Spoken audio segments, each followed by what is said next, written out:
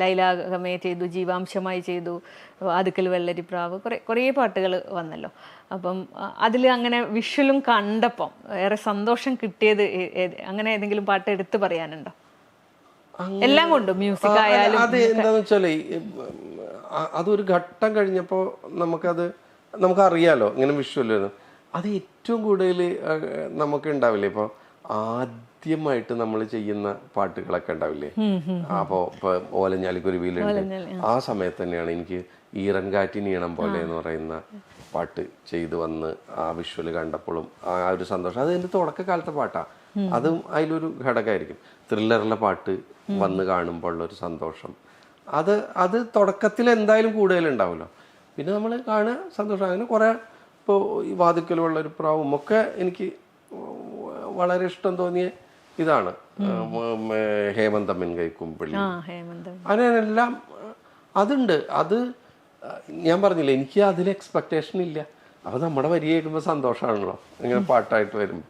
ഞാനിത് എൻ്റെ വിഷ്വൽ എങ്ങനെ വരുമെന്ന് ചിന്തിക്കാറില്ല. ഞാൻ ആകെ ചിന്തിക്കുന്നത് ഞാനെങ്ങനെ ഇവരൊരു ഈണം തന്നിട്ടുണ്ട്, ഒരു കഥയും പറഞ്ഞിട്ടുണ്ട്, ഇതിന് ഞാനായിട്ട് ഇതിനെ കുറയ്ക്കരുതല്ലോ, ഞാൻ എങ്ങനെ ഇതിൽ അപ് ടു ദ മാർക്കാവുമെന്ന് മാത്രമേ ചിന്തിക്കാറുള്ളൂ. എത്ര സമയം എടുക്കും ഒരു ഈണം കിട്ടിയാൽ? ഒരു ഡിപ്പെൻസ് ആണ്.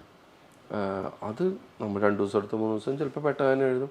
ഇത് ഞാൻ നേരത്തെ പറഞ്ഞല്ലോ, ഇതിലൊരു സംവിധായകനും സംഗീത സംവിധായകനും നമ്മളും ഉണ്ട്. സ്വാഭാവികമായിട്ട് 90% പാട്ടുകൾ ഈണത്തിന് ശേഷമാണ്. അപ്പോൾ സംഗീത സംവിധായകനും യോജിച്ചു കഴിഞ്ഞു ഇല്ലേ, അവരൊരു ഈണത്തിൽ ഓർച്ചെത്തിക്കഴിഞ്ഞു. ഇനി ഞാൻ അതിന് ശേഷം വന്ന് കയറുന്ന ഒരാളാണ്. അവിടെ ആ ഈണത്തിനെ മാക്സിമം അത് ഇങ്ങനെ പോവാതെ ഇങ്ങനെ നിർത്തുക എന്നുള്ളതാണ്. അതായത് സംവിധായകൻ്റെ റിക്വയർമെൻറ്റ്സും വെച്ചിട്ട്. അപ്പോൾ ഈ 2 പേരുടെയും ഒരു വേവ് ലെങ്ത് ഉണ്ടാവുമല്ലോ, അവർ ഓൾറെഡി അത് സെറ്റായിട്ടുണ്ട്. അതിലെ 2 പേരുടെയും 2 റിക്വയർമെൻറ്റ്സുമാണ്. സംഗീത സംവിധായകനെ സംബന്ധിച്ചിടത്തോളം അയാളുടെ ട്യൂണിൽ ഇത്തരത്തിലുള്ള ഒരു ഇമോഷൻ വേണം, വേണമെങ്കിൽ ഒരു സൗണ്ടിങ് വേണം, ഇത്തരത്തിലുള്ള ഓപ്പണായിട്ട് പാടാവുന്ന ഒരു വാക്ക് വേണം. ഇപ്പോൾ ഹൈയിലൊക്കെയാണ് പാടുന്നതെങ്കിൽ നമുക്ക് കുറച്ച് ഓപ്പൺ വേർഡ്സ് ആണെങ്കിലാണ് അത് ഗുണം ഉണ്ടാവും, പാടാൻ പറ്റുക. അങ്ങനെയുള്ള കൺസേൺസ് ഉണ്ടാവും, അദ്ദേഹത്തിന് ഉണ്ടാവും. സംവിധായകനും കൺസേൺസ് ഉണ്ടാവും, അദ്ദേഹത്തിൻ്റെ സിനിമയാണ്, ഇന്ന കാര്യമാണ്. അപ്പം ഈ 2 കൺസേൺസും നമ്മൾ സാറ്റിസ്ഫൈ ചെയ്യുക എന്നുള്ളതാണ്.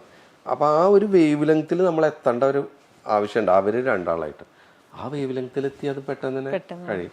അപ്പോൾ ഈ വേവ് ലെങ്ത്ത് എത്താടുക്കണ ഒരു സമയമാണ് എൻ്റെ ഒരു കാര്യം എന്ന് എനിക്ക് തോന്നാം. ചിലപ്പോൾ പെട്ടെന്ന് തന്നെ നടന്നാൽ പെട്ടെന്ന് തന്നെ പാട്ട് വരും, സമയമെടുത്ത് പാട്ട് വരും.